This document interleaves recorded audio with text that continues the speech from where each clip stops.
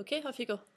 Okay, start off, I'd like to quote what Tim Burton said about fairy tales because I think it really supports my decision as to why I chose the clip. And he says, I've always loved the idea of fairy tales, but somehow I never managed to completely connect with them. What interests me is taking those classic images and themes and trying to contemporize them a bit. I believe that folk and fairy tales have sort of psychological foundation for that makes it that possible. I think this is significant to my clip because we have the introduction of a typical fairy tale character, which is Carl the giant, and he turns out to be a really big part of Ed's life. And he's almost a turning point of Ed's life from a small town hero to moving away to the big world.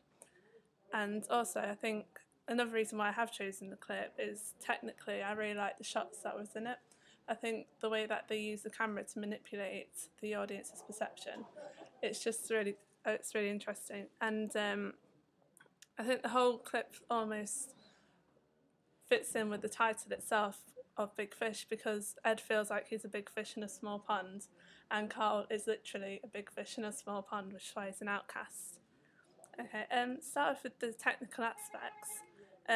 We first start off the scene with a long shot, which establishes, no, establishing shot, which shows the swamp which Ed is going into to make himself the human sacrifice of the town.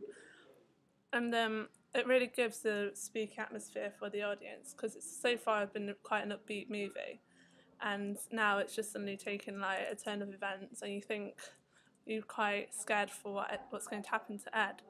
And when they start off with, we hear Carl before we actually see him, and we have a point of view shot from Carl of coming out of the cave, and from then on, from when they're talking to each other, the camera is really used to show the size of Carl and to show how small Ed is in comparison, and that's by using high and low angles for both the characters, and then that they're just talking and like that then gets interrupted by a mid or long shot, which I think it shows the turn of events.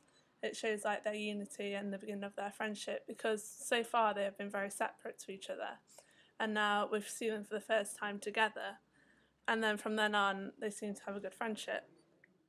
Um, Moving on to the town itself, there's a lack of close-ups in the town because it gives a real sense of community, and it allows the audience to have like a broad view of the whole town itself, and it shows also the size of it because it is very small. It's in the deep south, and it's quite traditional. And the tracking shot of Carl and Ed going through the town, it gets interrupted by the witch, and it shows like the significance of what she said, because so far the comments have been very passive and we just almost accept them. But then when the witch whispers in Ed's ear, it shows like how important it is to him what he said, and it also makes her stand out a lot more. And one of the shots that I found in particular interesting is when Ed's getting the key of the town off the mayor, and it shows how Tim Burton's used the rule of thirds, because on the left hand side we have Ed, and then in the middle there's the mayor, but then also on the right hand side we see part of Carl's body. I think he's shown this to show like they've done this to show like Carl's unity with Ed, and also acceptance into the community, but also to again emphasise the size of Carl because we don't even see his shoulder; it's only like part of him. The mise en scène, sort of the colour of the two locations, they really contradict each other because the two settings, even though they're in the same area, they're both very, very different because it shows like how the Carl has been an outcast to this colourful town. And start off with in Carl's cave, it's very bleak and damp and like it's really dull colours, whereas in the town there's a lot of red and blues and yellows and there's real vibrancy. And it just shows the different how I think it also symbolises how the relationship between Carl and Ed has changed, and also how Carl's life has changed. He's gone from this outcast in a bleak, cave swamp area to this new town where there's a lot more opportunities for him as it now is accepted. They're both outdoor locations, they both have natural light, and they wanted to shoot as much on location as they could to really give them a realistic feeling. Because although these are stories that his father really believes in, and stories that Ed really believes in when he's retelling them to his son.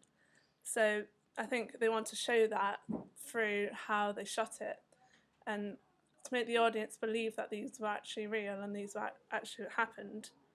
And the settings themselves really contrast as well. There's the messy and clean, and there's also the relaxed and formal. They both really contradict each other because I think visually it just gives a great contrast between the two.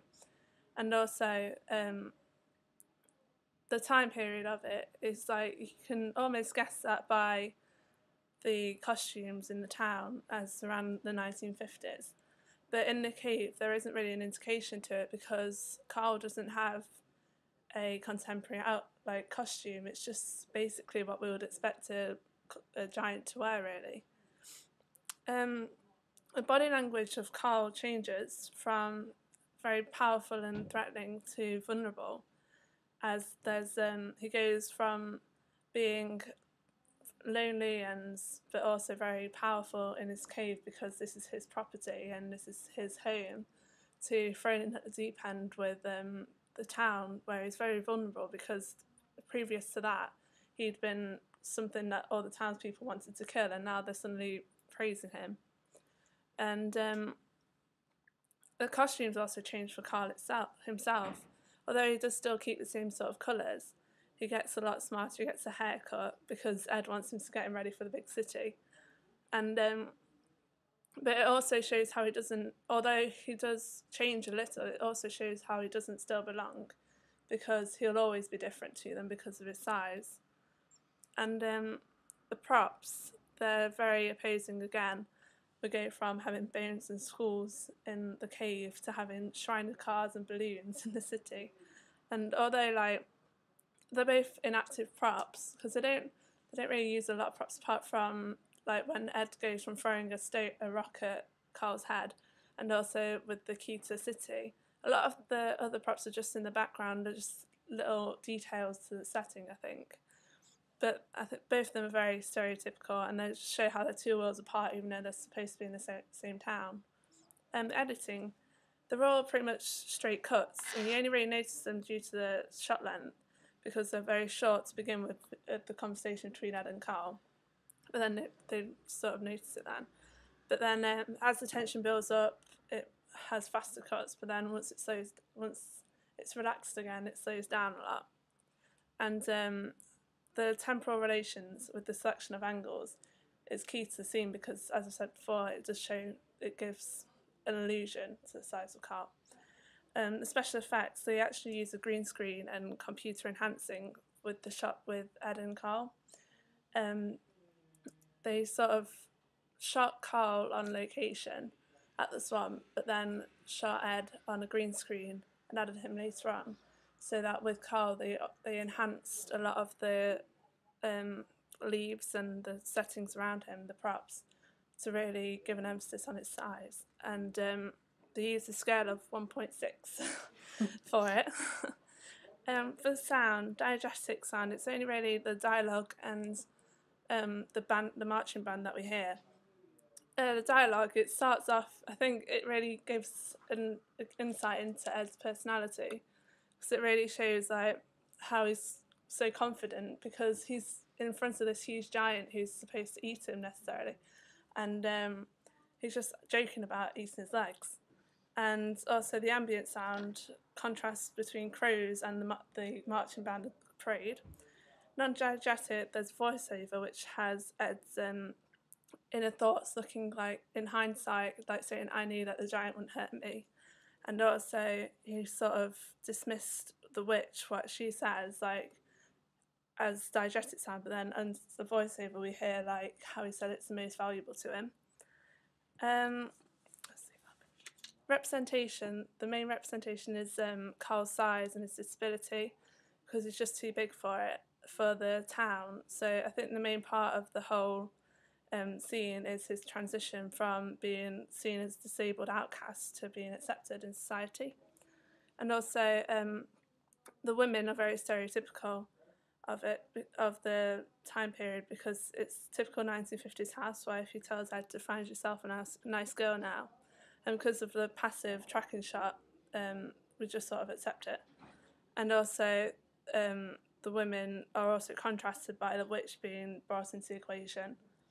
I think that the target audience is a family audience necessarily, because the younger audience can be attracted by like the stereotypical characters that they might see in fairy tales, like the witch and the giant, and they can recognise them. And also aesthetically, it's very vibrant and colourful, and they can really make most of that. Whereas the older audience are attracted to the themes of like the father and the son, and also the contradicting stereotypes. For the genre, it's an adventure drama fantasy, so it's a hybrid genre. And I think that we can see that through the non-linear narrative, because in the present day where it's Ed telling his son the stories, that's sort of the drama element of it, whereas the stories themselves are the adventure and fantasy, because they have all the different aspects of it, such as like for fantasy it's got the exotic fantasy worlds of Spectre, and also the characters themselves. The narrative, as I say, is non-linear, and it's also omniscient, because as the audience we see what's going on all the time, and it's ultimately the retelling of stories, so it's a bit all over the place, but it's almost chronologically correct. But it's not necessarily historically accurate, because it is, after all, someone's telling of stories. They don't include finer details, such as when Ed goes to war. We don't know what war it is. But and also when Ed's being given birth to, it's actually a black doctor that gives birth to him.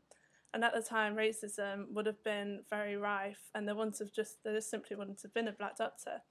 So it almost shows like how Tim Burton's integrated all these different elements so they don't have to set in stone what time period it is, so that they have like the creative flexibility for the film.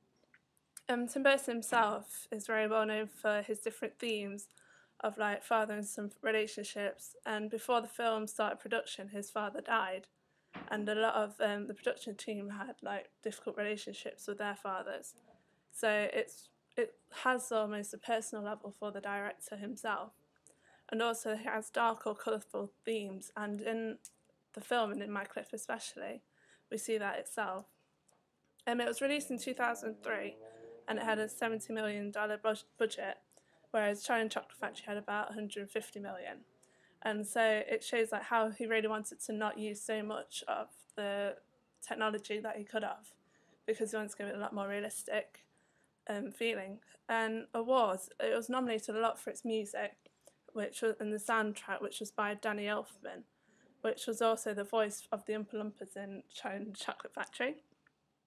For the actors, Ewan McGregor is not necessarily a Tim Burton actor. We normally associate Tim Burton with Johnny Depp, but this time I think it's gone against his typecast, whereas he has still used Helena Bonham Carter, which we see a lot in Planet of the Apes, Corpse Bride, and all sorts.